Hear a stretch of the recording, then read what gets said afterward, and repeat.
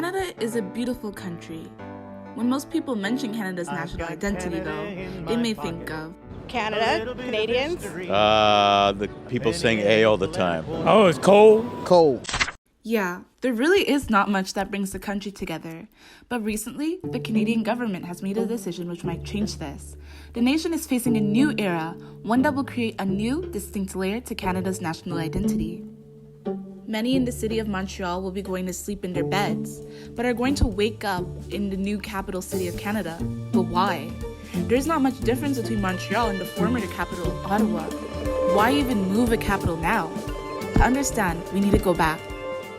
Way back. Canada has two prominent groups, the English-speaking Anglophones and the French-speaking Francophones. Since the founding of Canada, there has constantly been disputes and a struggle of power until they found a way to coexist. The province of Quebec was a place which allowed the Francophones to embrace their own culture, and for many years that was good enough. But in the 1960s, many Francophones became unhappy being just a part of an English-speaking country. Beginning in 1963, a militant independent movement rose, the Front de Libération du Québec. Their members tried to achieve a Quebec independent from Canada through terrorism and responsible for over 200 bombings and other acts of terrorism, including the October Crisis. October 5, 1970, British Trade Commissioner James Cross was kidnapped by three men part of the FLQ. Their demands: the release of 23 political prisoners, $500,000, dissemination and publication of the FLQ manifesto, and safe passage to Cuba or Algeria. As negotiations continued, Radio CKAC received a note from FLQ, threatening to kill Cross if their demands were not met. Shortly before the deadline, it was announced none of their demands were to be met, except for the one where they were to leave. Shortly after, two mass members of the Cheniere Cell kidnapped Quebec's Minister of Labour and Immigration Minister, Pierre Laporte, while he was playing with his nephew on his lawn in St. Lambert. The Cheniere Cell threatened to kill Laporte until the FLQ's 7 demands were met by 10 p.m., but those turned out to be postponed as well.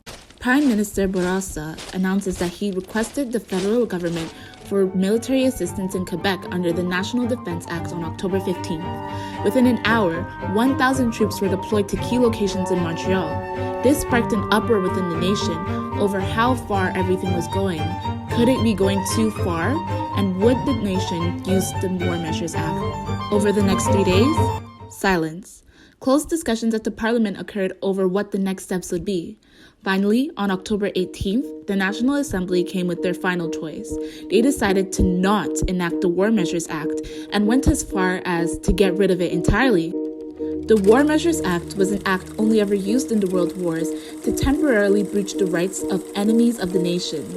If this was to be used during the time, it would have meant the imprisonment and even the death of any person who had any relation to the FLQ party. Another thing decided was that all members of the FLQ were to be released and offered $2,000 each to renounce their membership to the extremist party. Many took this offer and returned to their lives as law-abiding citizens, and the FLQ dissolved shortly on December 15, 1970. But the damage was already done. Last night, hundreds of people gathered to protest. It very quickly turned ugly. Only 2 months after everything ended, protests began all over Quebec and Ontario, but this time with a different message: to integrate Quebec into the rest of Canada. The reason? On October 12th, at the same time the soldiers were sent out, CBC reporter Tim Ralph interviewed Prime Minister Trudeau at the front door of the capital on his thoughts of the current crisis, to which he says, "All I can say is go on and bleed, but it's more important to keep law and order in this society than to be worried about weak-kneed people who don't like the looks of a soldier." At any cost? At any cost? How far would you go with that? How far would you extend that? Well, just watch me. This was taken almost as a jab, an attempt to call the French population in Canada weak-kneed, weak-willed, and having no identity. But the English side of Canada was no better. The Francophones quickly realized that in order to be recognized and be seen as equal to the English-speaking majority, they would need to grab the attention of the Parliament, but they ended up catching the attention of others along the way. Many other cultural groups, such as the Indigenous and smaller ones of those who immigrate and made Canada their home, joined in. The movement shifted from demanding proper recognition and rights of the French in Canada to demanding the proper recognition of all the peoples in Canada.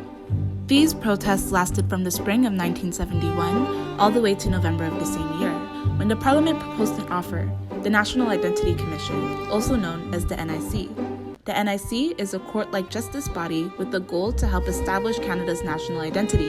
Its first action? Bill C-63. This bill introduced a new law which would add an additional official language, Cree. This, along with French and English, was to be required to be visible on all signs, taught as a course in primary education, and be offered in government services. So why the capital change now? The NIC revealed that their current goal is to rename and transfer cities, towns, and infrastructures to names and places with great significance in building Canada's national identity.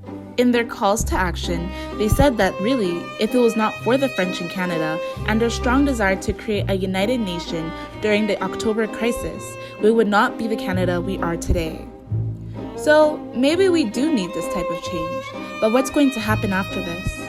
I guess we should leave it for another day.